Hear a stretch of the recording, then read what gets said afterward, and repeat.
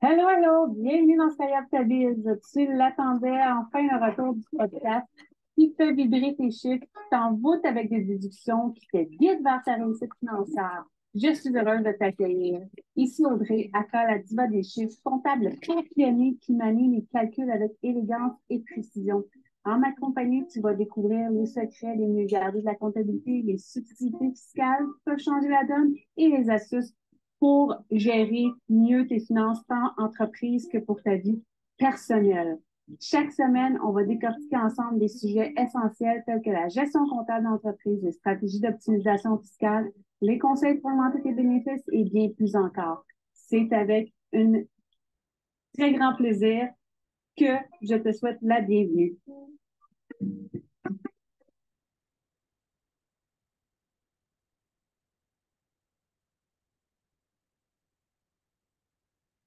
Hello! J'espère que ça va bien. Donc, je suis juste en train de revoir mes notes. Aujourd'hui, on va parler, là, tu sais, on est en janvier, pas au moment où je le filme, mais au moment où ça va être diffusé, on est en janvier. En janvier, bien souvent, c'est les résolutions de début d'année. Là, c'est l'épisode qu'on reprend. Après les vacances de Noël, on s'est reposé, on est en feu, on veut tout régler, gérer, upgrader nos finances. Puis on se dit, pourquoi pas un revenu passif? Tout le monde en parle du revenu passif, mais c'est quoi réellement le revenu passif? C'est ce qu'on va parler. Parce que, tu sais, on sait, le coût de la vie, il n'arrête pas d'augmenter, ça devient de plus en plus cher, puis on se dit, ah ouais, pourquoi pas, pourquoi pas, pourquoi pas.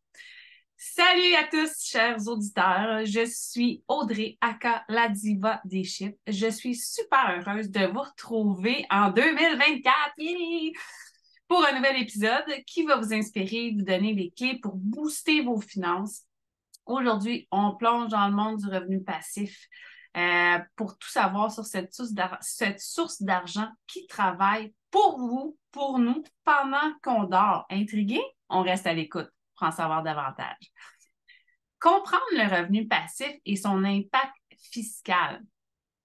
C'est quoi exactement un revenu passif? Bien, c'est une façon de gagner de l'argent qui nécessite une présence active et constante. Qui ne nécessite pas, pardon, voyons, hein, j'ai skippé un petit mot dans mes notes. Dans le fond, on fait de l'argent pendant qu'on dort. On parle d'investissement, de création de contenu, de royauté, bref, tout ce qui génère de l'argent pendant que tu n'as pas besoin d'être là, d'échanger ton temps contre ça. Mais nous, on n'oublie pas de parler de l'aspect fiscal. C'est super important. Tu sais, en fin de semaine, j'ai reçu une question d'une cliente qui me demandait, tu sais, elle me dit, elle a elle est inscrite à deux MLM. Il y en a un qui va très bien, qui génère des profits. Donc, elle est plus là pour son achat, sa consommation personnelle qui fait qu'elle a plus de dépenses que de revenus. Elle me demandait, ben, tu sais, vu que je perds de l'argent avec, je suis pas obligée, tu sais, de le déclarer. Bip, non. Tu es obligé de déclarer tous tes revenus, que ce soit en passif, en MLM, peu importe, tu dois les déclarer. Il y a certains revenus qui sont non imposables, tels que tous les revenus que tu vas faire à l'intérieur d'un placement CELI et d'un REER. Ça, c'est pas imposable. Fait que maximise ces rendements-là. Comment les revenus sont imposés? Quelles stratégies peuvent être adoptées pour minimiser la facture fiscale? Rappelons-nous toujours que tous les revenus doivent être déclarés sans... Tu obligé. Puis de plus en plus, on se fait vérifier. J'ai des clients qui se font vérifier autant au personnel qu'au corporatif. Puis la facture devient vraiment salée. Fait, il faut vraiment, vraiment, vraiment, vraiment. C'est rendu là, regarde, c'est un incontournable d'avoir une comptabilité sur la coche. Parce que tu ne pourras pas t'en sauver. Puis ben, ça va te coûter cher. Ça va te coûter cher. Puis attends-toi pas à avoir une facture de 200-300 $. On parle de plusieurs milliers de dollars quand il y a une vérification. Euh, En gros, les revenus passifs, on peut retrouver ça en investissement immobilier. investissement immobilier, fiscalité, comment la fiscalité peut varier en fonction du type d'investissement immobilier, l'importance de l'intégrer dans ta stratégie fiscale globale. Parce que oui, tu as des revenus de location qui rentrent, mais tu as aussi des dépenses, mais c'est important que tu en tiennes compte dans ta stratégie fiscale. Puis moi, ce que je dis toujours, c'est comme quand que je fais mon budget, je vais toujours maximiser mes revenus et minimiser mes dépenses dans mon budget. Non, c'est pas vrai. Attends une minute.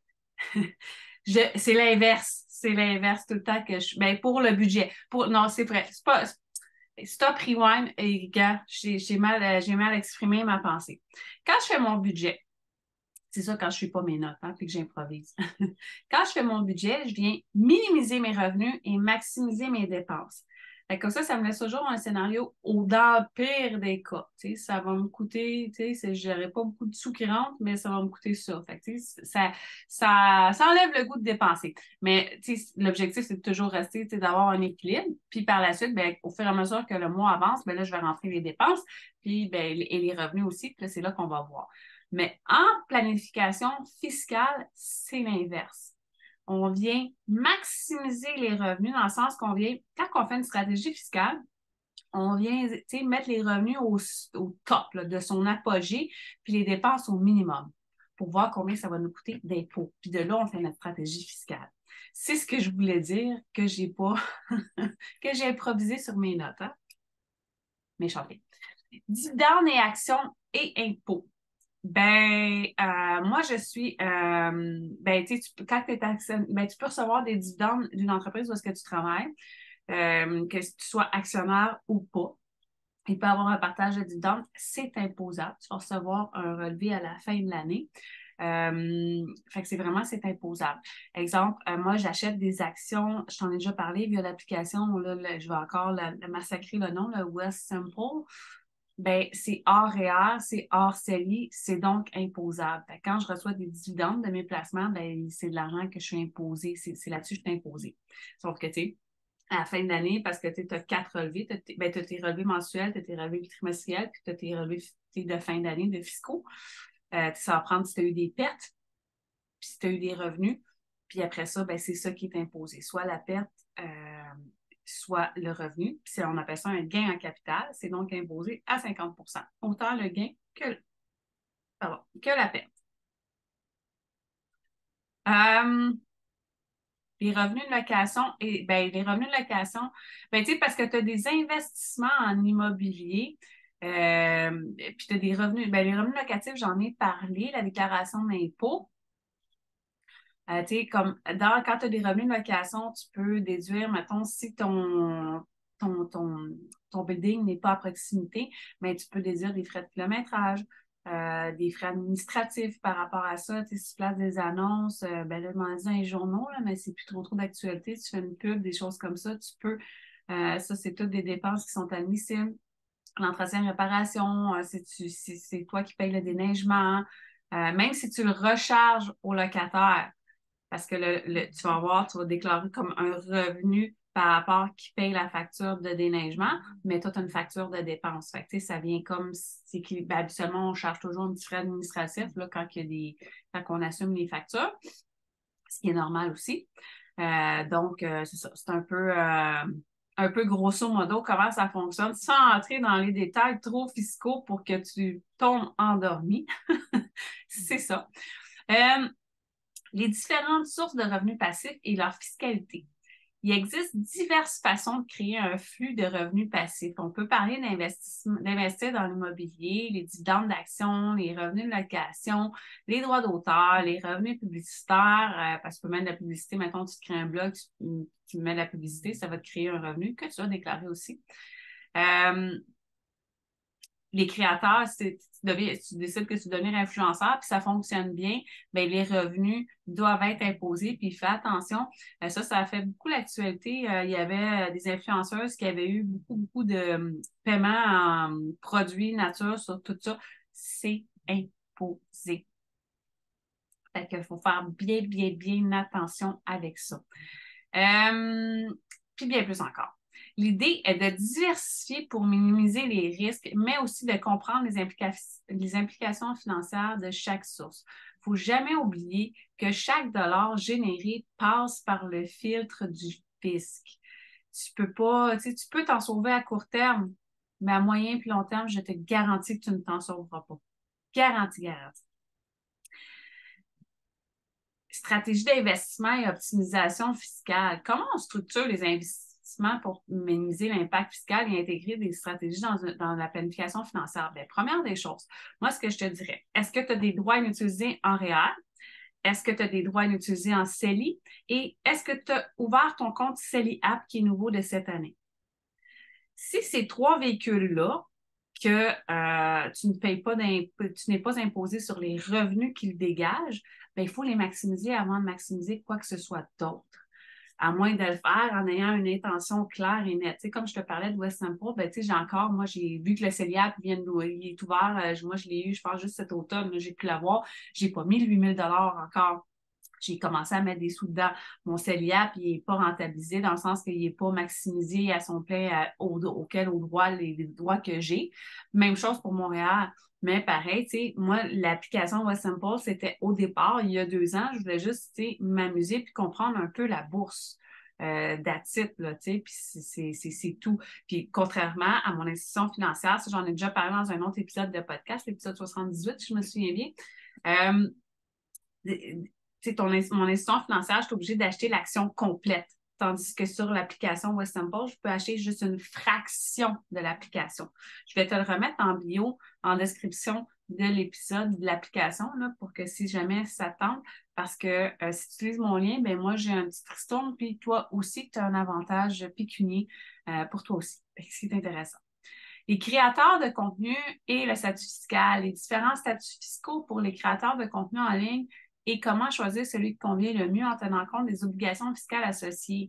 Mais tu sais, comme je te disais, il faut faire attention. Ça a fait les actualités, je crois, au printemps, des influenceuses qui avaient beaucoup qui étaient rémunérées pour leur contenu, mais qui avaient aussi des avantages en nature qu'ils n'ont jamais déclarés. Il faut les déclarer. Il faut les déclarer. Fait que, tu sais, c'est pour ça qu'il faut prendre, quand tu es influenceur, il faut faire attention de bien choisir tes collaborations pour t'assurer, tu sais, que ça te donne quoi, tu sais, de payer de l'impôt sur un produit que jamais tu vas utiliser et qui ne t'intéresse pas, tu sais. Fait que, faut faire attention parce qu'on s'entend que les influenceurs, les gros comptes d'influenceurs, ben, ils ont beaucoup de cadeaux. Fait que, tu sais, à un moment donné, il faut les déclarer, tu sais, tout comme, faut que tu le vois tu sais, parce qu'il y en a qui vont crier à l'injustice par rapport à ça, mais quand tu travailles pour un employeur, dès que tu as plus que 500 de cadeaux de valeur monétaire par année, c'est un avantage imposable. Alors, pourquoi ça serait pour un salarié que ça ne le serait pas pour un influenceur? Tu sais, il faut qu'il y ait quand même un équilibre puis un juste milieu là-dedans. Il faut le voir de cette façon-là plutôt que, ah, pauvre petit influenceur qui ne savait pas puis que là, il se fait ramasser par le fisc. Non, c'est comme, regarde, si ça serait ça, tout le monde serait influenceur, hein? Moi, la première. J'aimerais donc ça avoir plein de produits gratuits. Mais non, mais je les paye. Mais c'est ça. Fait que c'est un avantage imposable qui doit être déclaré. Comment commencer à planifier fiscalement? Mettons, là, moi, je n'ai pas les moyens de prendre une planification stratégique avec Audrey. Qu'est-ce que je fais? Ben, première des choses, tu viens t'inscrire, tu viens t'ajouter à mon groupe, la meute comptable, je ne me souvien même pas du nom. En tout cas, moi, je l'appelle tout le temps la meute, là. Sur Facebook, je te mettrai le lien. Je vais juste me prendre des notes, des liens qu'il faut que je te mette pour rien oublier. Parce que moi, tu le sais, j'ai pas de mémoire. Fait que tu viens t'ajouter à mon groupe. Puis, tu vas voir, je te dirais, là, bon, 6-7 contenus, pièces de contenu que je te partage à tous les jours dans le groupe pour t'aider à mieux gérer tes finances, à mieux gérer ta comptabilité, puis à acquérir les connaissances. Puis tu es libre en tout temps dans le groupe de poser tes questions, que ce soit de façon publique ou de venir m'écrire en privé. C'est sûr que il faut que tu m'accordes quand même un certain laps de temps parce que je ne te cacherai pas que mon groupe prend de plus en plus de l'ampleur et la gestion de ce groupe-là devient de plus en plus demandant. Maintenant que tu commences, que tu comprends c'est quoi le revenu passif puis les différentes sources. Tu sais, dans le fond, là, si c'est un revenu, c'est comme ton revenu de location, ben, ton loyer se paye. Puis, règle générale, tu reçois plus de revenus locatifs que si ça peut te demander de temps t'en occuper de ton immeuble locatif, parce que tu ne rénoves pas à grandeur tout le temps. On s'entend? C'est dans ce sens-là, de l'argent qui rentre pendant que tu dors. Exemple, comme moi, mettons mes formations en ligne, mes e-books, ben c'est ça, c'est du revenu passif pour moi que je me suis créé. Comment planifier fiscalement les futurs revenus passifs? Des stratégies concrètes, des idées d'investissement, des conseils pratiques, l'accent sur la gestion fiscale. Rappelle-toi, chaque centime gagné doit être pris en compte dans ta stratégie fiscale et est obligatoirement déclaré. Établir tes objectifs fiscaux. Comment définir tes objectifs clairs pour ton revenu passif en tenant compte des implications fiscales? Bien, c'est sûr que, tu sais, rendu là, quand on parle de stratégie fiscale, c'est assez complexe. C'est sûr que tu dois, tu sais, comme je te dis, prendre un rendez-vous avec un spécialiste, ça fait pas de tort, tu sais. Moi, je dis toujours, tu sais, vous sortez notre Beacon Score, notre dossier de crédit chez Equifax, puis transition 2 fois par année. Mais 1 fois par année, revoir sa stratégie fiscale, ça fait pas tort, même que, tu sais, 2, idéalement, c'est vraiment mieux. C'est vraiment définitivement mieux. Moi, je revois, tu sais, ma fin d'année, moi, financière de mon entreprise est au 30 juin. Fait que souvent, tu sais, mai, je suis dans la stratégie financière pour les 6 premiers mois de l'année, puis dans les vacances de Noël, bien là, j'évalue comment que la business a roulé les 6 premiers mois de son année fiscale, puis où est-ce que je veux qu'elle aille dans les 6 derniers mois. Puis moi, les 6 derniers mois de mon année fiscale, ce sont toujours mes gros mois parce qu'on parle d'impôts à côté. J'en ai toujours au courant de l'année, à tous les mois, à toutes les semaines, mais les 6 derniers mois, je te dirais que c'est assez rock'n'roll. Fait que c'est important, tu sais, d'en tenir compte. Puis c'est là justement, tu sais, que j'en ai peut-être réajusté le budget que j'avais mis, soit à la hausse, soit à la baisse, puis que ça me donne des pronostics, tu sais, un petit peu plus réalistes. Puis c'est important de connaître nos chiffres. Plus tu vas les connaître, tes chiffres, plus tu vas les travailler, plus tu vas les aimer, plus tu vas prendre des décisions qui vont être éclairées et pour toi personnellement et pour ton entreprise. Fait que c'est vraiment important. Même si tu commences au début puis que ton budget est déficitaire puis que, tu sais, si tout va mal, c'est pas grave. C'est pas grave. C'est comme un peu quand tu commences à t'entraîner. La première photo que tu prends du jour 1, là, Christy, tu fais-tu dur, hein? Le petit muffin top, là. Mais plus tu vas t'entraîner, le mois d'après, l'autre mois, ça s'améliore. C'est la constance et la discipline qui payent. Fait qu'il faut être patient, constant, discipliné, cohérent. Bon, maintenant, on va parler comment planifier fiscalement. Parce que là, tu comprends c'est quoi le revenu passif. Je suis en train de te relire les mêmes notes. Je trouve, c'est dans un sujet, tu sais, c'est un sujet qui me passionne tellement que là, j'ai écrit, je suis pas trop mes notes, fait que ça donne vraiment un podcast un petit peu aléatoire. Euh,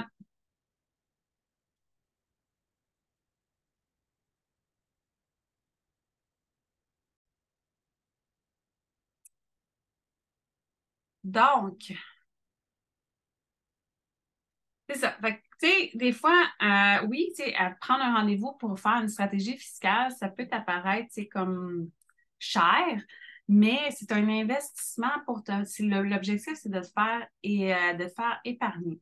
Si tu n'es pas cliente chez moi, j'offre toujours un 15 à 20 minutes d'appel découverte qui est complètement gratuit. Fait que ça, tu peux justement en profiter pour avoir quelques conseils fiscaux. Mais ce que je te dirais de façon générale, si tu écoutes tous mes épisodes de podcast puis que tu me suis dans mon groupe Facebook, que tu me suis en story sur Instagram et sur Facebook, mon compte personnel, c'est clair que tu es très bien outillé. Donc, ben, la morale le soir, viens me suivre sur Instagram, puis écoute mon podcast, puis ajoute-toi dans mon groupe Facebook, hein? Pas compliqué. Je vais rajouter sur Instagram, en passant, mon nom, tu tapes Diva des chiffres et tu vas tomber sur moi. Les mythes et les réalités fiscales. En parlant de revenus passifs, il y a souvent des idées fausses qui circulent. On va dissiper certains mythes et discuter des réalités en mettant l'accent sur les aspects fiscaux. Le revenu passif, bien que c'est un puissant outil, nécessitent souvent un travail initial significatif.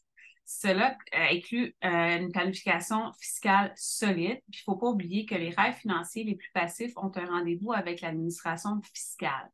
Donc, tu sais, dire que c'est un revenu passif, honnêtement, un revenu passif, là, c'est que tu prends de l'argent puis tu le mets dans un compte CELI, un compte REER, un compte épargne, peu importe, puis tu ne touches pas. Puis, ben, tu t'attends. Tu es patient, puis tu laisses cet argent dormir là, puis ben là, tu fais de l'intérêt à chaque mois, puis tu fais de l'intérêt sur l'intérêt. Ça, pour moi, c'est un vrai revenu passif. Parce que ça m'a pris 3 minutes de mon temps, j'ai fait un virement, c'est fait, puis j'y touche plus. Mais, quand on parle, exemple, d'un MLM, qu'est-ce qu'ils vont toutes dire les filles qui sont en MLM? MLM, c'est multi-level marketing. Qu'est-ce qu'ils vont dire? C'est qu'ils ont énormément travaillé au départ de leur business à se bâtir une équipe. Puis après ça, quand l'équipe est bâtie, bien, il faut continuer à l'entretenir. Pour l'entretenir tout le temps. Ça, c'est sûr et certain. Il faut continuer à avoir toujours des nouveaux clients pour être rentable. Fait que revenu passif, pas sûr. C'est sûr que quand tu réussis, mais sache que je pense que c'est 1 qui réussissent, 1 ou 5 qui réussissent à aller chercher des bons revenus. Fait que, tu sais, avant d'être une all-star, là, des fois, tu as beaucoup plus de gens, tu as 95-99% du monde qui, eux, ça leur coûte plus cher que d'autres choses. Mais je ne suis pas en train de te décourager, tu es peut-être une future rockstar.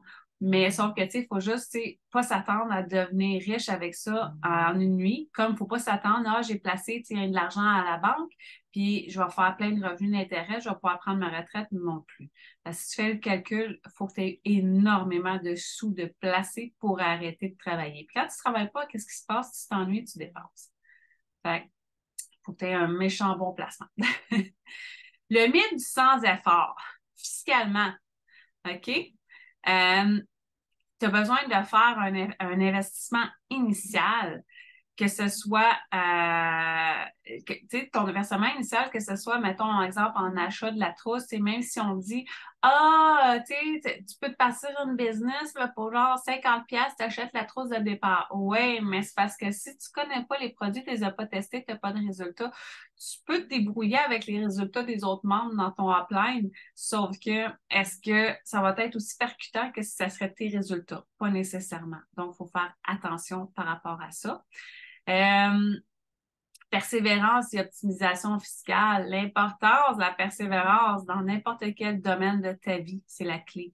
Les revenus passifs durables avec une attention particulière, l'optimisation fiscale, chaque étape du chemin, à chaque étape, c'est vraiment important. Maman, tu ronfles très fort. Et voilà. Bien, ça fait pas mal le tour des revenus passifs. Est-ce que c'est intéressant? Oui, c'est intéressant. J'y crois aux revenus passifs, mais moi, personnellement, en tant que comptable, mes revenus passifs, bien, je fais un placement et je le laisse fructifier aussi. C'est sûr, il y a mon académie comptable que j'ai modifié. J'ai modifié mon académie comptable, c'est-à-dire, c'est qu'avant, c'est parce que ce qui arrivait, c'est que les gens ne pouvaient faire qu'un achat d'un produit, un de mes produits à la fois. Maintenant, j'ai créé une petite boutique en ligne où est-ce que tu peux t'inscrire à mes formations, tu peux acheter des e-books, tu peux acheter un fichier Excel, tu peux acheter plusieurs choses en une étape. Tandis qu'avant, il fallait faire une transaction par produit. C'était un petit peu, ça m'achalait. Mais sache que si au niveau de mes formations en ligne, tu désires avoir la formation en ligne, mais que tu désires l'avoir par prélèvement, bien, je t'invite tout simplement à m'envoyer un courriel ou à me contacter sur les réseaux sociaux. Je vais pouvoir t'envoyer un lien qui va être séparé par rapport pour que tu puisses avoir des prélèvements. Mais sache que quand tu prends justement des formations en ligne comme ça, surveille un petit bémol. Quand tu prends par prélèvement, c'est toujours un petit peu plus cher parce qu'il y a des frais administratifs, comme dans n'importe quoi. Fait que c'est à toi de voir selon ton... Ben, des fois, selon notre budget, ça nous permet, par exemple, de nous aider vraiment à avancer autant dans notre vie personnelle que dans notre business. Fait que des fois, ça peut être vraiment un plus. Fait que c'était un petit aperçu de ce qui t'attend dans cet épisode de revenus passifs. Et puis moi, ben Audrey, t'accomplis en fiscalité et en comptabilité. Je suis super contente. Donc, j'espère que vous avez pris beaucoup de notes. J'espère que ça vous a apporté beaucoup. J'adore quand vous m'écrivez pour me donner votre opinion sur l'épisode de podcast. Ça me fait toujours plaisir. Puis si tu l'écoutes, partage-le sur les réseaux sociaux. c'est gratuit. Puis en plus de ça, ben ça me fait plaisir de te lire. Fait qu'oublie pas de me taguer. Tu vois des chiffres sur Instagram, puis ben mon nom personnel sur Facebook. Mais tu peux plus partager ma page, en tout cas. Enfin bref, partage, c'est gratuit, share the love. Là, on va être honnête. Qui ne voudrait pas gagner de l'argent pendant qu'il dort? Fait que vos marques pré-parties.